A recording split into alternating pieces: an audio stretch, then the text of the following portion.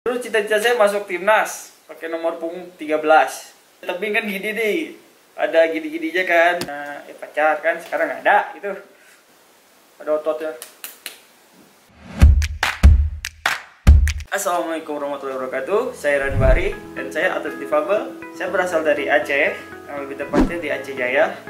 Dan sekarang saya sedang berada di Jawa Barat, sedang mengikuti training center atau TC untuk persiapan Peparnas 2021 di Papua. Pada kesempatan kali ini saya bakalan bekerja sama dengan achehijau.id untuk menjawab pertanyaan-pertanyaan dari teman-teman semua yang sudah bertanya di kolom komentar Instagram acheh.id dan Instagram saya sendiri. Baiklah, untuk mempersingkat waktu, saya akan menjawab pertanyaan-pertanyaan dari teman-teman yang sudah bertanya. Pertanyaan pertama itu dari Erni Silvia. Nah, apakah jadi atlet itu menyenangkan? Menurut saya pribadi, menjadi atlet itu menyenangkan karena termasuk hobi juga di bagian olahraga. Jadi ya sesuatu hobi yang dibayar itu ya pasti menyenangkan. Jadi menjadi atlet itu kembali lagi kepada diri pribadi. Bagaimana caranya menikmati program latihan. Jika bisa menikmati program latihan, otomatis menjadi atlet itu menyenangkan. Apalagi ya udah latihan capek, segala macam sudah kerja keras, terus pas pertandingan juara, itu sangat amat menyenangkan. Tergantung pribadi sendiri, kalau emang senang di olahraga ya pasti menyenangkan menjadi atlet. Walaupun ya prosesnya sangat panjang untuk mencapai tingkat yang lebih tinggi gitu. Next. Nah, pertanyaan kedua dari Reksi Mainaki 01. Apa yang membuat kamu begitu yakin dengan kemenangan yang ingin kamu capai selanjutnya? Kalau bicara keyakinan, kita harus yakin, tapi dalam artian jangan jumawa, tidak boleh meremehkan. Intinya tetap bekerja keras, doa, usaha, hasil tidak akan mengkhianati usaha. Kembali gak sih? Kembali gak? Oh, kembali. Usaha tidak mengkhianati hasil. Nah, jadi kita harus yakin dengan diri kita sendiri, kemampuan kita sendiri, tapi tidak boleh sombong, tidak boleh jumawa. Jangan meremehkan siapapun, tetap menjadi diri kita sendiri. Itu dia. Pertanyaan selanjutnya dari Hani Bahri. Tahu itu kakak saya sendiri ya. Kapan lagi pulang ke Aceh? Nggak rindu keluarga? Serius tanya nih. Insya Allah pulang. Kalau diberi libur agak panjang, pulang ya Idul Fitri lah, atau sebelum Idul Fitri atau pas Lebaran. Sama ya Lebaran. Pas puasa. Nah, ya karena di sini COVID masih terlalu berbahaya ya, jadi susah pulang pergi. Tiket juga mahal kan, karena harus naik pesawat. Nah, kalau bisa naik motor, gasken. Nggak rindu keluarga, rindu lah, pasti rindu lah. Gimana nggak rindu? Rindu semua, rindu suasana rumah, rindu asam keeng, rindu gulai minyak ya kan, rindu tumis pare, rindu mama. Jadi ya sehat-sehat buat keluarga di rumah di Aceh, sehat-sehat. Semoga bisa ketemu secepatnya. Tadilan rindu itu berat, enggak lah, lebih berat ongkos lah daripada rindu. Tapi rindu lah, doa aja baik-baik, semoga sukses di sini ya kan. Nanti kita pindah ke Bandung. Nah, kita pindah semua keluarga ke Bandung, kita hidup di Bandung dengan tenang. Next, pertanyaan selanjutnya dari Ekal Iton atau Muhammad Aikal yang tinggal di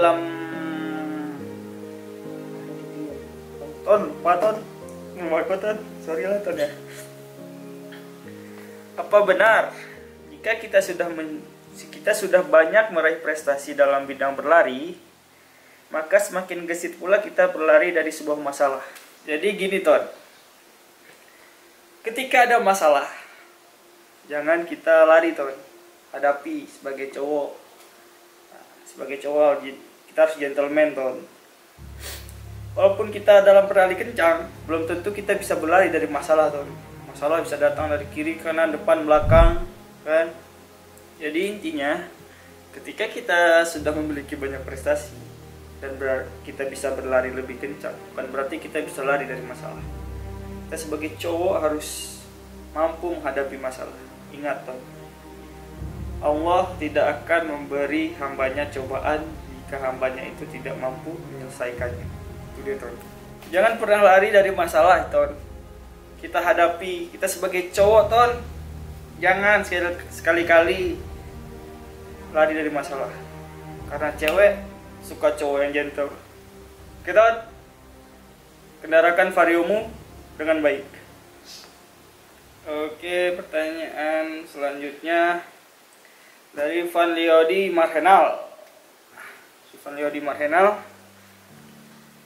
masih cari orang Jawa apa orang Aceh? Cari apa nih? Cari jodoh kah?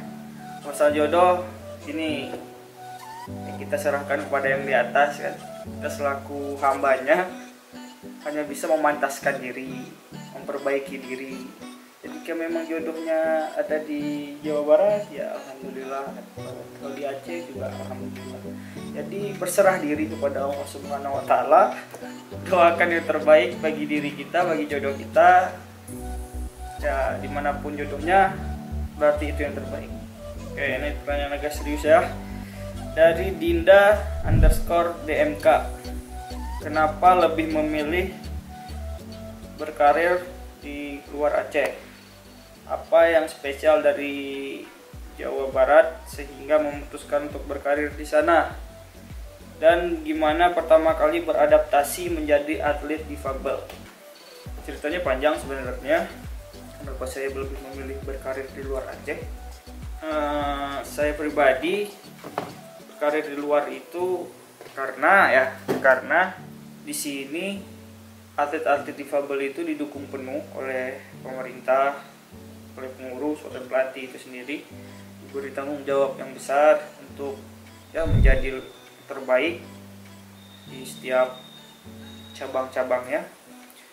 Bukan berarti di Aceh tidak bagus ya, tetapi agak sedikit kurang didukung oleh pemerintah sendiri. Itu dulu sih waktu saya di sana. Sekarang nggak tahu, mungkin sekarang lebih bagus kan, atau sudah dibenahi, atau pengurus-pengurusnya udah dibenahi, pelatih-pelatihnya sudah dilengkapi, mungkin ya nggak tahu karena sudah lama tidak kontak dengan pemerintah dan pengurus organisasi NPC di Aceh ya. Semoga di Aceh lebih baik lagi, lebih bagus lagi, lebih mendukung lagi atlet-atlet difabel untuk meraih prestasinya. Apa yang spesial dari Jawa Barat? Diberi training center atau latihan yang intens untuk persiapan. Jadi persiapan di sini lebih panjang. Jadi untuk proses persiapannya di sini lebih menjamin untuk progres atlet-atlet tersebut. Nah, spesialnya di situ sih. Dan gimana pertama kali beradaptasi menjadi atlet difabel? Pertama kali beradaptasi menjadi atlet difabel ya sedikit agak-agak canggung karena saya keluar dari daerah saya keluar dari zona nyaman saya, bertemu orang-orang baru, bertemu teman-teman baru kan, jadi ya agak sedikit canggung. Tapi dengan kelamaan dan berjalannya waktu, saya mulai bisa masuk di lingkungan mereka, saya bisa berteman, bersenda gurau. Jadi ya lumayan sulit pertamanya, paling seminggu pertama. Karena pribadi saya sendiri, kalau masalah berteman, saya tidak pilih-pilih, jadi gampang masuknya. Jadi ya karena dengan saya keluar dari Aceh atau berkarir di Jawa Barat, teman saya lebih banyak. Nah, tambah teman, bertambah saudara, ya kan. Mungkin insya Allah istri saya orang Jawa Barat. Amin. Pertanyaan selanjutnya dari Ikhlas Kadafi Muda. Apakah impian utama dari Rian Bahri adalah menjadi seorang atlet? Apa yang membuat kamu begitu yakin ingin menjadi seorang atlet hingga sampai saat ini? Impian utama saya ya saya ingin, dari dulu saya suka olahraga, tapi untuk dunia atlet lari ini baru dari 2013. Dulu saya pemain bola, bukan pemain bola ya, pemain bola lah, punya senang main bola. Karena dulu cita-cita saya masuk timnas pakai nomor punggung 13. Karena di timnas susah kan, karena saya difabel, nggak mungkin juga masuk timnas yang normal, saingannya masih berat. Jadi 2013 itu saya diajak untuk mengikuti untuk pertama kalinya ajang perlombaan atletik untuk difabel. Nah, di Jakarta, saya ingat itu di Jakarta. Nah, mulai dari situ saya berpikir, wah, kalau di bola terus susah kan. Jadi ya saya beralih untuk berlatih untuk latihan lari atletik khususnya, sehingga sampai titik ini saya terus mencintai olahraga ini karena di lain menyenangkan, membantu saya untuk berkarir, untuk ya istilahnya kedepannya itu ada jalan ya gitu, insyaallah kan, insyaallah saja doain, mungkin aja bisa masuk pelatnas ya, membela Indonesia. Amin, amin, amin. Dari Man BHTS, ini bukan fannya BTS ya, fan Liverpool ya. Oleh dari Surya Ramadan. Kenapa memilih menjadi atlet lari? Kenapa nggak atlet panjat tebing? Gini Pak, ya saya jawab, lari kan masih pakai kaki kan, ya panjat tebing pakai kaki juga sih. Sudah lari lebih menggunakan tubuh bagian bawah Pak. Nah, alhamdulillah nih tubuh bagian bawah saya bagus. Masih ada 2 Pak. Kalau tangan kan 1 nih. Nah, 1 gini manjat, satu lagi gimana Pak? Nyangkutinnya gimana Pak? Ya kan gitu Pak. Bukannya saya nggak mau Pak, kalau ada panjat tebing untuk difabel mungkin saya ikut Pak. Nah, nanti saya foto, saya liatin ke Bapak ya, Pak Surya. Nah, itu aja Pak. Intinya gitu. Tubuh bagian bawah saya lebih strong Pak. Bukan di bagian atas nggak strong, ini juga strong Pak. Ada ototnya. Cuma dia untuk memegangnya kan gini, manjat tebing kan gini nih, ada gini-gininya kan panjang, ini kan nggak bisa, jadi susah Pak, gitu Pak. Oke Pak, terima kasih Pak untuk pertanyaannya. Gimana sih perasaannya pas harus pindah ke Jawa Barat dan ninggalin tanah kelahiran? Jadi perasaan sih sebenarnya titik baliknya itu di 2016 di Peparnas Jawa Barat. Ya bagaimana ya, perasaannya berat enggak sih, kesempatan bagi saya untuk menunjukkan bahwa saya mampu. Nah, kesempatan untuk menunjukkan bahwa saya mampu bersaing, mampu berjuang, mampu bekerja keras, walaupun di sini bukan daerah tanah kelahiran saya, bukan daerah saya istilahnya, tapi di sini saya lebih dihargai, saya lebih didukung, di sini, saya lebih dihargai, dan saya akan berjuang di sini untuk seterusnya. Walaupun nanti kayaknya bakalan ada Peparnas di Aceh. Nah, kita nggak tahu kan. Tapi kalau selama di Jawa Barat masih membutuhkan saya akan tetap di Jawa Barat. Insyaallah. Karena untuk yang cerita aslinya sedikit berat untuk diceritakan ya, perasaan pribadi saya ya gitulah. Kalau lebih berat meninggalkan keluarga lah, karena jauh ya, nggak tahu saya yang dibuang. Ya, mungkin ya saya dibuang mungkin, jadi ya perasaan saya biasa aja, senang malahan karena saya bisa masuk ke Jawa Barat yang bisa dibilang sangat serius dalam membina atlet disabilitas atau difabel di dunia peratletan ini. Kemarin juga tahun 2016 Jawa Barat juara umum. Insyaallah 2021 Jawa Barat bisa mempertahankan juara umum di Papua. Amin, amin. Oke, next.